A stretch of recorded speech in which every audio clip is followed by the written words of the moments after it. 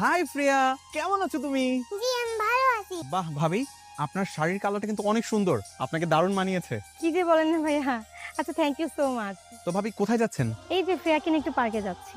ও আচ্ছা, ঠিক আছে ভাবি, যান, সাবধানে যান, কিছু লাগলে আমাকে বলবেন। হ্যাঁ হ্যাঁ অবশ্যই। ভাবি একদিন কফির দাওয়াত রইলো, সময় করে বাসায় আসবেন কিন্তু। কি কি হইতেছে এগুলা? বলো তোমার শাড়ির কালার কি? তোমার শাড়ির কালার সবুজ। না না না না, সবুজ না, মেরুন কালার। এটা মেরুন কালার। না না, এটা তো মেজেন্টা কালার। সারাদিন নিজের বউর সাথে ঘুরো, নিজের বউ কি রঙের শাড়ি পরছে সেটা বলতে পারো না, কিন্তু পাশের ভাবি কি রঙের শাড়ি পরছে, রংটা অনেক সুন্দর ভাবি সেটা বলতে পারো। তুমি সব কি বলতেছো? এই ভাবির সাথে তোমার কোনো উল্টাপাল্টা কিছু চলতেছে না তো? আস্তাগফিরুল্লাহ, নাউজুবিল্লাহ, তওবা তওবা, তোমার কি মাথা ঠিক আছে? তুমি এগুলো কি বলতেছো? না না না, ব্যাপারটা খুবই সাংঘাতিক।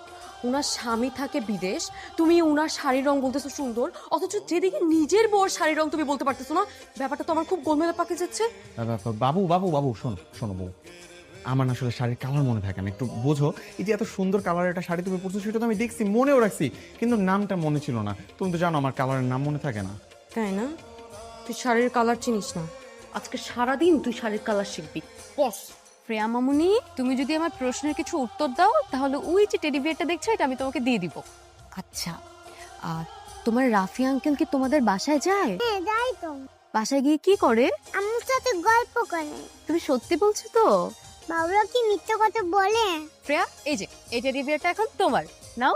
হ্যালো, হ্যাঁ বলো। তুমি কি পাশের ফ্ল্যাটের ভাবির বাসায় যাও? কোন ভাবি? তুমি কতগুলো ভাবিকে চেনো যে তুমি চিনতেই পারছো না পাশের পাশের ভাবিকে? আল্লাহ ছিজি, কি বলতেছো তুমি এইসব? আমি কেন কোনো ভাবির বাসায় যাব? পাশের বাসার শিলা ভাবিকে তুমি চেনো না, যার স্বামী বিদেশ থাকে, তার বাসায় তুমি যাও না? আল্লাহর কসম, আমি কোনোদিনও তার বাসায় যাই নাই। তাহলে কি প্রিয়া মিথ্যা কথা বলছে?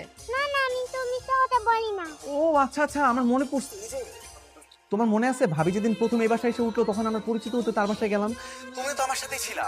আর ও তো ছোট মানুষ, ওর বোধহয় এগুলো কিছু মনে নাই। তুই আয় আজকে শুধু বাসায়, তোর খবর আছে। আর তিশা শোনো, এরকম কিছু করিনি তিশা। হ্যালো,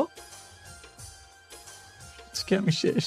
শ্রেয়া, রাফি আঙ্কেল কি শুধু ওই দিনই গিয়েছিল নাকি প্রায়ই যায়? মাঝে মধ্যেই যাই তো। আঙ্কেল খুব দুষ্টু। আজকে আঙ্কেলের খবর রাখো। ওই কি ওই দরজায় কি? কি ব্যাপার, তুমি এখানে দাঁড়িয়ে আছো কেন? আমি দেখছিলাম যে তুমি অফিস থেকে এসে আমাদের দরজার দিকে তাকাও নাকি এই দরজার দিকে তাকাও। আচ্ছা, আমাদের দরজা তো খোলা, তারপরে তুমি খোলা দরজায় না তাকিয়ে এই বন্ধ দরজায় নজর কেন দিলা? এই দরজার প্রতি তোমার এত ইন্টারেস্ট কেন সেটা বলো। নো ইন্টারেস্ট, কোনো ইন্টারেস্ট আমার নাই। মানে সাবকনশিয়াস মাইন্ডে ভুলেই দরজাটার দিকে শুধুমাত্র তাকিয়েছিলাম, বুঝছো? কোনো নজর কিন্তু আমি দিই নাই। সাবকনশিয়াস মাইন্ড না, তুই আমাকে বুঝাস। আজকে তোর হালুয়া টাইপ করতেছি, বাসায় আয়। মা মা তিশা, তিশা শোনো না, আমি কিন্তু আসলে